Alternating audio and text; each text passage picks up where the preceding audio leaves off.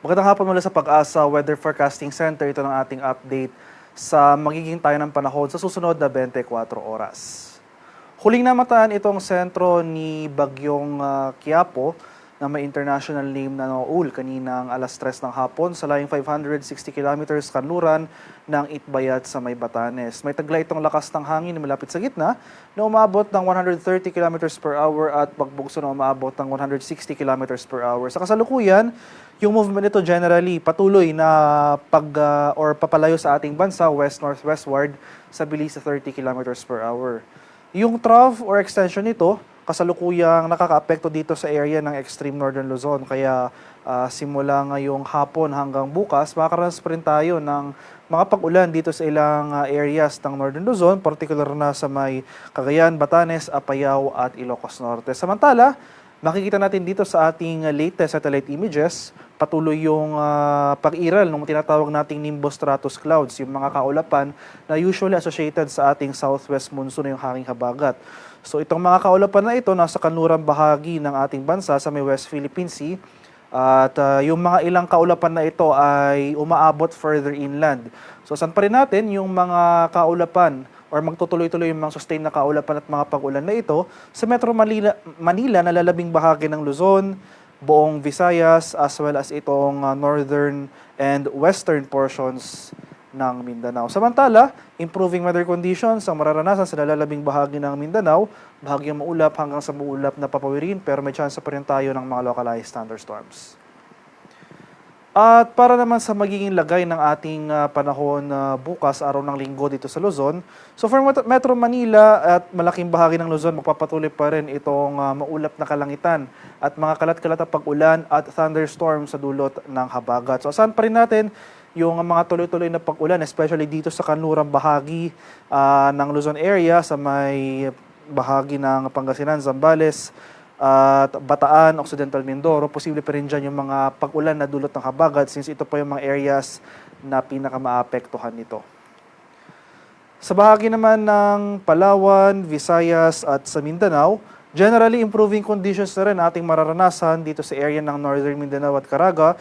Mababawasan na rin yung mga sustained na kaulapan at pag-ulan sa may Eastern Visayas. Pero itong area po ng Palawan, Western Visayas, Negros Island Region, Central Visayas, as well as Zamboanga Peninsula, magpapatuloy po yung mga sustained o yung mga tuloy-tuloy na mga kaulapan at mga kalat-kalat na thunderstorms throughout the day.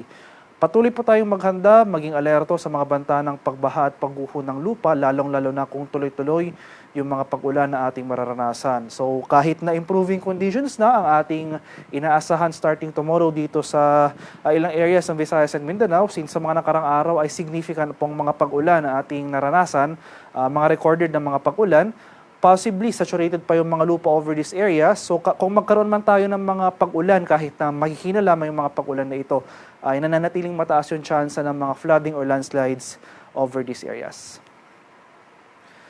Sa kalagayan nating karagatan, sa kasalukuyan, wala na tayo nakataas na gale warning, ngunit iba yung pag-ingat pa rin sa ating mga kababayan na maglalayag dito sa seaboards ng extreme northern Luzon dahil makakaranas pa rin tayo dyan ng katamtaman hanggang sa maalong karagatan. At ito po yung ating latest weather advisory na issued ngayong alas 5 ng hapon. No? So tulad po na nabanggit ko kanina, pinakamaapektuhan pa rin ng habagat itong kanlurang bahagi ng Luzon. So mga lalawigan ng Pangasinan, Zambales, Bataan, Occidental Mindoro for the next 24 hours. Simula ngayong hapon hanggang bukas ng hapon, makakaranas po tayo possibly up to 100 millimeters ng mga pag-ulan. So over these areas, patuloy pa tayong maghanda sa mga malalakas na pag-ulan. Nandiyan yung mga hazards ng pagbaha at landslides. So mababawasan na yung mga areas sa makaranas sa mga pag-ulan pero posibleng makaranas pa rin tayo ng up to 100 millimeters na rainfall over Pangasinan and Zambales. Kaya hanggang Monday ng hapon, posible pa rin dyan yung mga malalakas sa pag-ulan. Maghanda pa rin pa tayo sa mga hazards na dulot nito. At para naman sa ating 3-day extended weather outlook sa mga piling lugar ng ating bansa, hanggang sa araw ng Lunes, malaking bahagi ng Luzon, particular na itong Northern Luzon and Western section ng Central and Southern Luzon, magpapatuloy yung mga pag-ulan na dala ng habagat. Pero mapapansin po natin, no, starting Tuesday and Wednesday ay magiging partly cloudy to cloudy skies na ang ating inaasahang panahon sa malaking bahagi ng Luzon. wala na tayong inaasahang mga sustained na mga kaulapan at mga pag-ulan.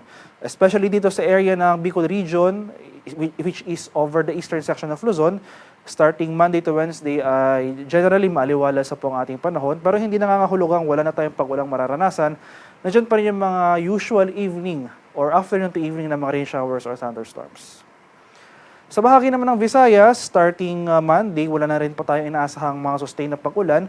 Posibleng umiral pa rin yung habagat at magdala ng mga panandaliang pag-ulan, yung mga usual na thunderstorms. Pero in terms of sustained cloudiness, for Metro Cebu, Iloilo, and Tacloban ay wala naman na po tayo inaasahan early to the middle of next week. Sa bahagi naman ng Mindanao, tulad po ng Visayas, improving weather conditions starting Monday until Wednesday. Bagyang maulap hanggang sa maulap na papawirin. Maghanda pa rin po tayo sa mga biglaan at mga malalakas pero panandali ang pag-ulan na dulot ng localized thunderstorms, especially sa hapon hanggang sa gabi. Haring araw sa Kamunilaan ay lulubog mamayang 6:28 ng hapon, sisikat naman bukas sa ganap na 5:38 ng umaga. Para sa karagdagang impormasyon tungkol sa ulat panahon, lalong-lalo na sa ating mga localized advisories tulad ng mga heavy rainfall warnings, mga thunderstorm advisories, ay i-follow po kami sa aming social media accounts at DOST_Pag-asa. Mag-subscribe na rin kayo sa aming YouTube channel sa DOST Pag-asa Weather Report at palaging bisitahin ang aming official website sa pag-asa.dost.gov.ph at panahon.gov.ph. At yan lamang po ang latest mula dito sa Pag-asa Weather Forecasting Center. Magandang hapon sa ating lahat. Ako po si Dan Villamil, nag-uulat.